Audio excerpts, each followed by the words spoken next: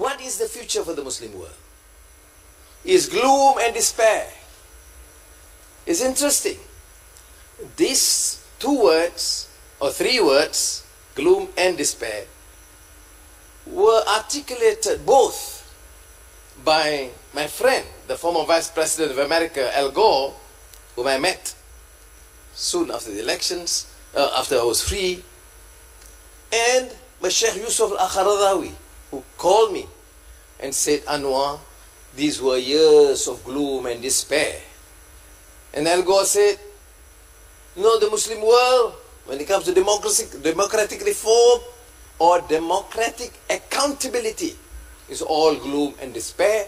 But suddenly we saw this light, shocking, surprised many of us, unprecedented. What happened in Malaysia, majority Muslim country, committed to Islam as the religion of the federation, but worked extremely well with the Christians, Buddhists, Sikh, Hindus, and enemies. I want to emphasize that part because I know many of our friends in Turkey, the extreme secularists, would say that, you know, Malaysia and Anwar is an extremist Islam, closet Islamist, etc., etc. I welcome them to have an exchange. But I'm telling you, in the elections, in 2013, we had 52% of the popular vote, and a vast majority of Hindus and Christians and Buddhists and enemies supported me, my party, and my coalition, which would debunk that misperception, prejudice, the fact that we represent that exclusive, extreme view of Islam. In the last elections, in 2018, which created another shock, there are a few issues. Firstly, okay, with the blessing of Allah subhanahu wa ta'ala. We never forget that. I always remind our brothers who are excited, we have the best strategy, we have the best resources, we have the best media team. I always remember, say, فَتَوَكَّلْ عَلَى اللَّهِ إِنَّ اللَّهَ يُحِبُّ الْمُتَوَكِّلِينَ. You must always have faith in Allah subhanahu wa ta'ala, and Allah loves those who have faith in Him. But of course we trust in the wisdom of the people. Never underestimate the wisdom of the people. Not only the elite and the super elite who thinks they can dictate the state of the world. We need them, yes. But also the common masses who have the wisdom, if given the correct choices. And alhamdulillah, that happened. Secondly, it's hard work. It's not 2 months, 3 months before the elections. It's not Anwar or Mahathir or some other leaders.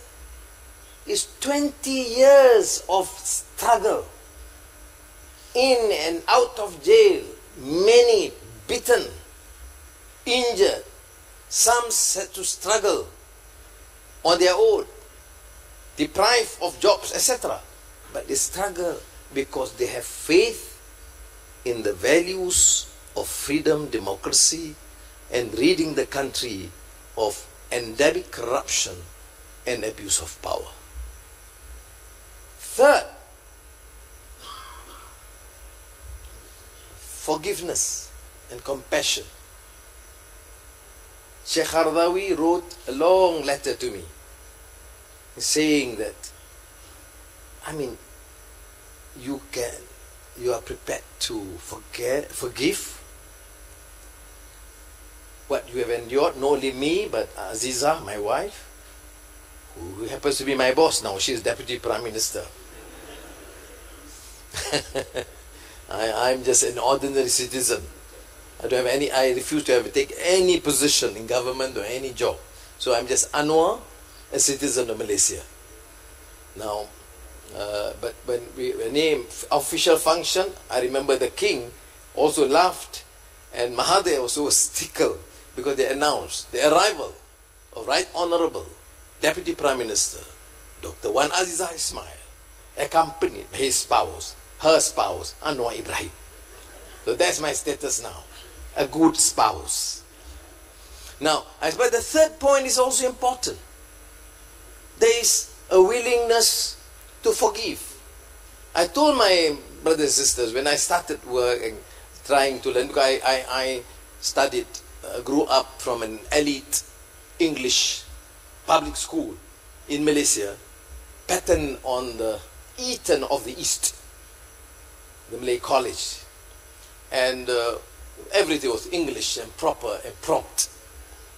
But when I started learning Islam, I remember a short hadith, the Prophet ﷺ, about love, about compassion, about preparedness to forgive a good cause. Irhamu man fil ard, yarhamkum man fis sama. If you show compassion and love for those on earth, Muslims, non-Muslims, human beings, animals, plants, and the earth, then those in the heavens will shower mercy and affection on you. I mean, it's a simple hadith. Everybody can recite. When it comes to forgiving, my word, it was tough. I'm not mincing words.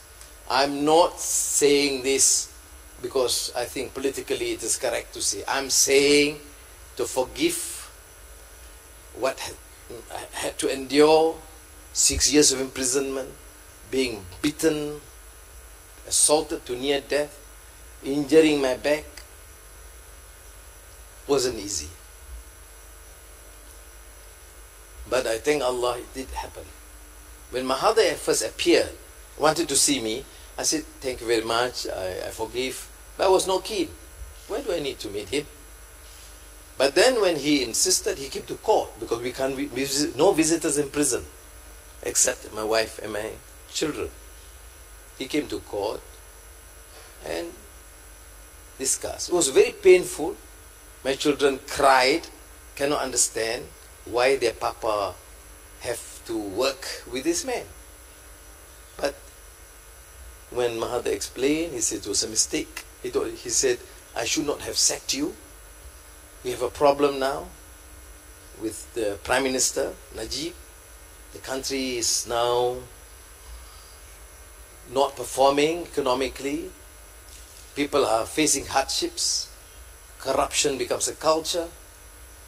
Yes, I was polite. I said, no. In my heart, I said, never mind, go away. Let me just stay in prison peacefully. Don't disturb me. That was what I said in my heart. But of course, I said to him, thank you. I'll think about it. But then he then showed his consistency. I gave support only on one condition. Not because Anwar's released. No. He supports the institutional reform that Professor Burhanuddin mentioned. That transition to strengthen institutional reform is very critical in a democracy. Judiciary, the media, enforcement authorities, economic policies that propel growth but ensure equality of opportunities to those, the poor. That attracted me. Then we went along, and of course we won, alhamdulillah, and Mahathir is now Prime Minister. And I said to him, you carry on, sir. I want to relax and visit my friends, work with the team. I will support you, even if on a few issues I disagree. I can't agree 100% with his views or his position. But the major policies are supported. That the country must be able to strengthen institutions of governance and move towards a reform. Islah mastata', reform for the good as much as you can. There was a Quranic verse I read just now. So that's it now. When do I assume premiership? I say, you just go on. He is now close to 93. So I said, take your time, do what is necessary. Then soon when you are ready, I'm ready, I will assume the premiership. That's it in terms of the transition Malaysia.